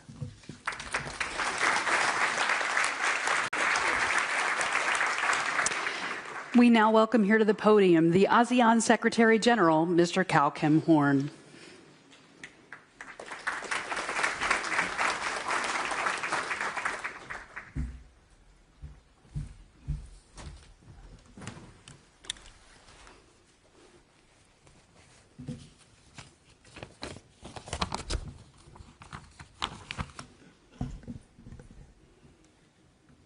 Your Excellencies, distinguished guests, ladies and gentlemen, I want to start by expressing my sincere gratitude to Secretary-General Mathias Cormann and, of course, Costa Rica as the MCM Chair for the kind invitation.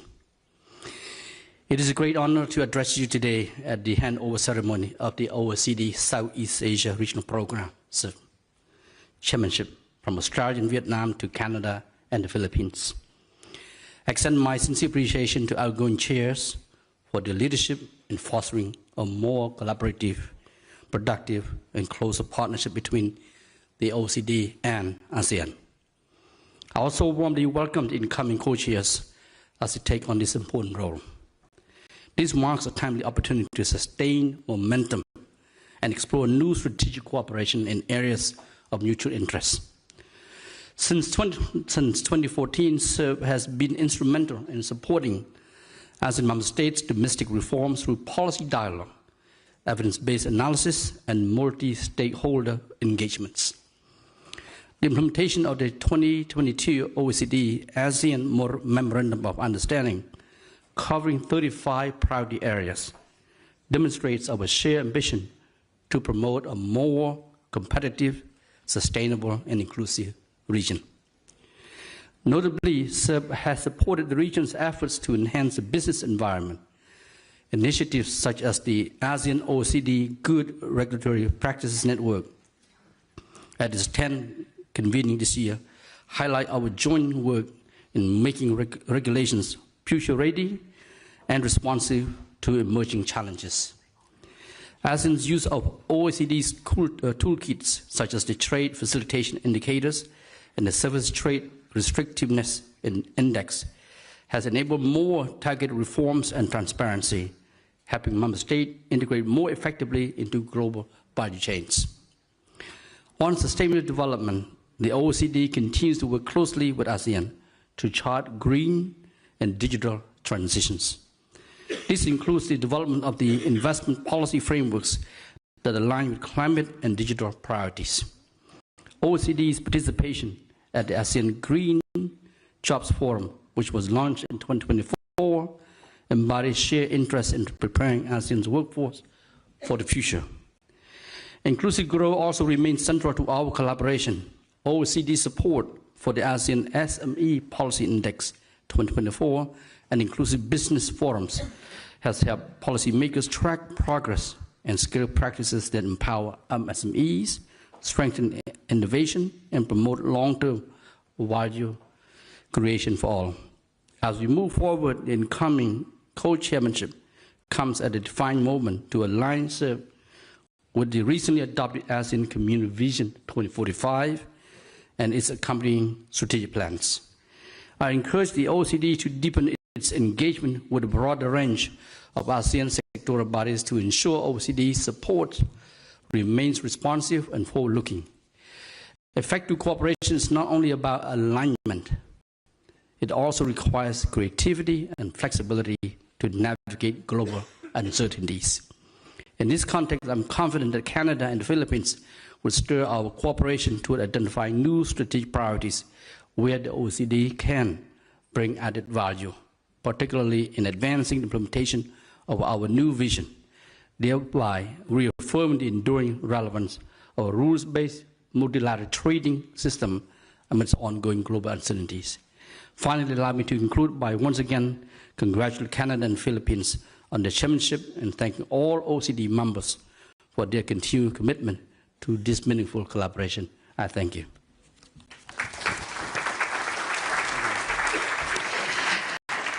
Now for the transfer of leadership, we invite to the stage the full membership of the Southeast Asia Regional Program Bureau, the representatives of Germany, Indonesia, Japan, Korea, the Netherlands, Singapore, Thailand, Vietnam, the United Kingdom, and the United States.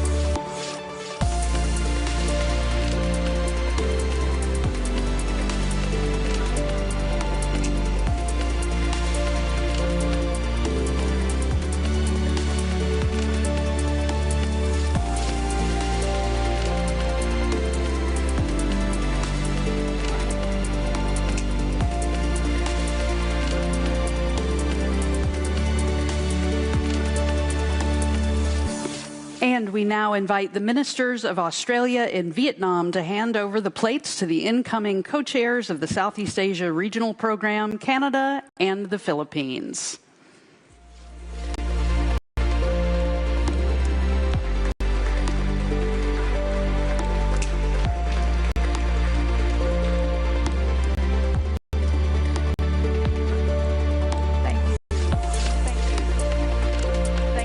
Congratulations to the co-chairs in the Bureau. Please return to your seats in the audience.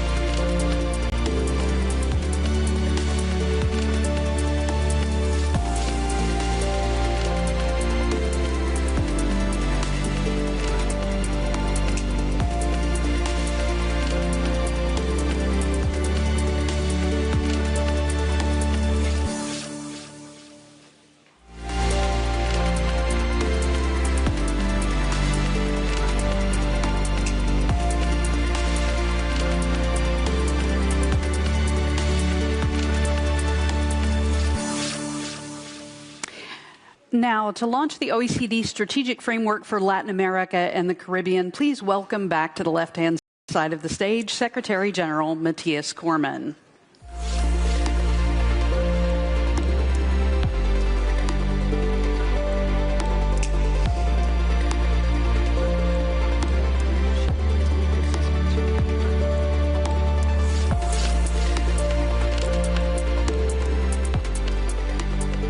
I promise you this is the last time you will hear from me here this morning in this opening ceremony.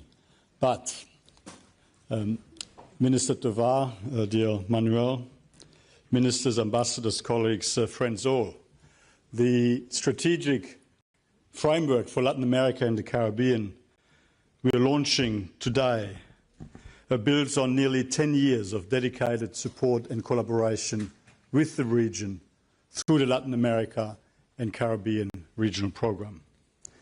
This partnership, anchored in our shared commitment to individual liberty, democracy, the rule of law, human rights and market-based economic principles, has already yielded significant results. And since the establishment of the LAC Regional Programme, as we call it, Colombia and Costa Rica have joined the OECD as members. Argentina, Brazil and Peru are all engaged in the process to become members of the OECD.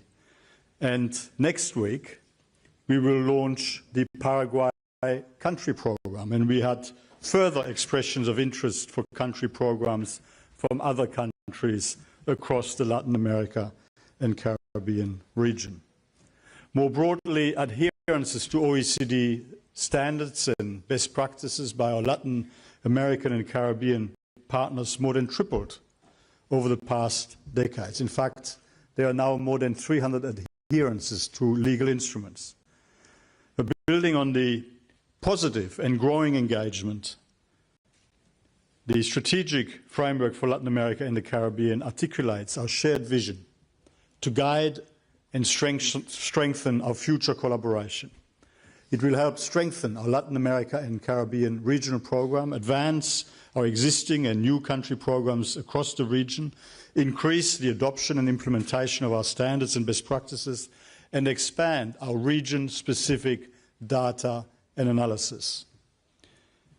The strategic framework will focus on the key pillars of increasing productivity, enhancing social inclusion, strengthening institutions and governance, and ensuring environmental sustainability. Its ultimate aim is to help unlock the region's full potential, leveraging its extraordinary human capital and natural resources, including through greater economic formality, stronger integrity safeguards, better integration into global supply chains, as well as by advancing digitalization and AI diffusion and the clean energy transition. Thank you to Costa Rica for its leadership as chair of this Ministerial Council meeting in achieving this key deliverable for this MCM. We very much look forward to working with the co-chairs of the Latin America Regional Program, Colombia and Paraguay, and in fact all countries in the region and all OECD member countries in designing the implementation plan to realize this shared vision. I now invite Manuel to come and speak to us.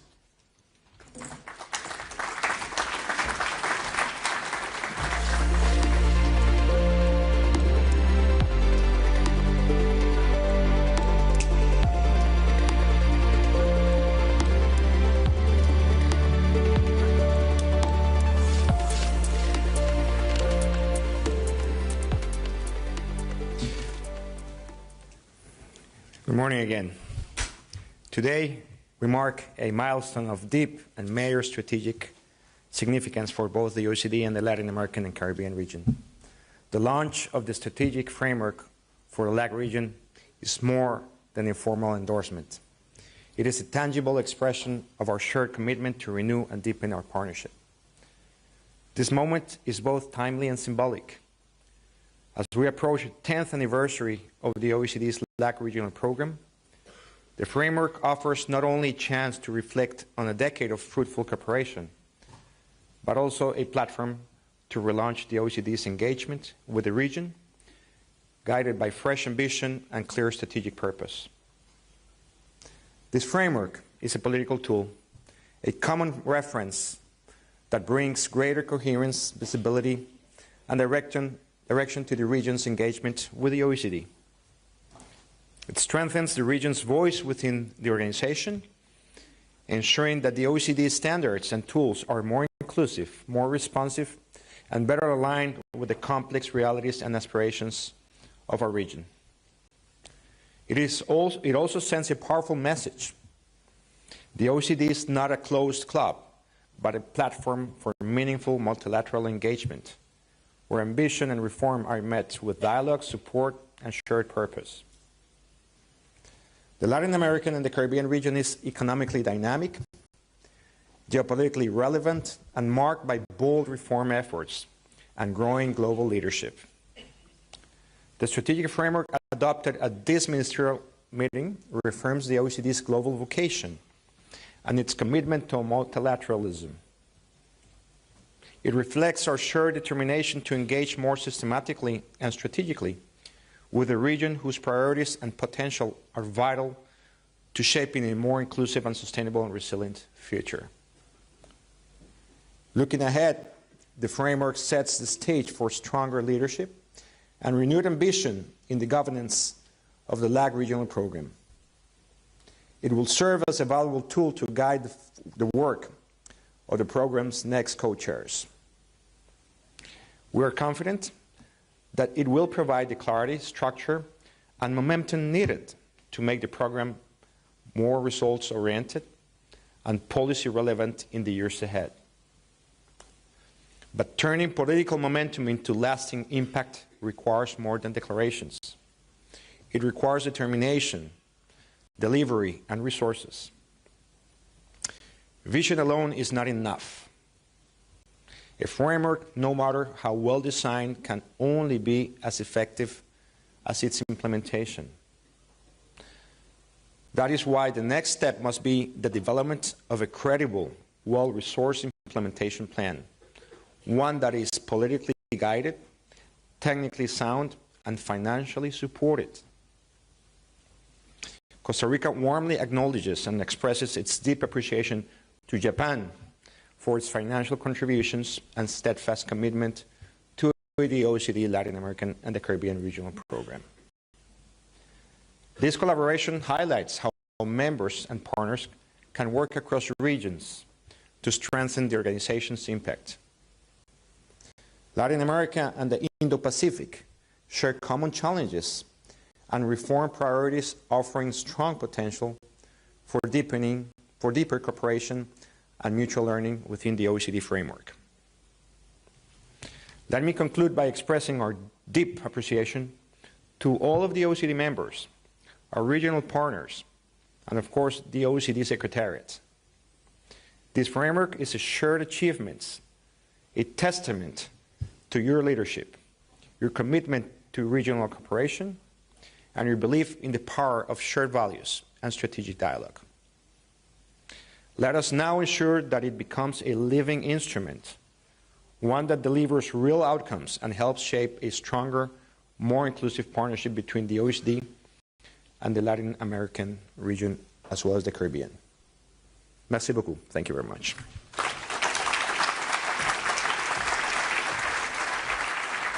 Thank you. We now ask Secretary-General Cormann and Minister Tovar to lead to the stage the co-chairs of the OECD LAC Regional Program, Colombia and Paraguay.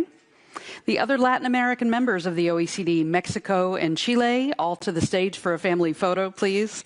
And the Latin American and Caribbean delegations who are welcomed to this MCM, Argentina, Brazil, Peru, and Uruguay, as well as the Secretariat of Economic Integration of Central America, the Inter-American Development Bank, and the Development Bank of Latin America and the Caribbean.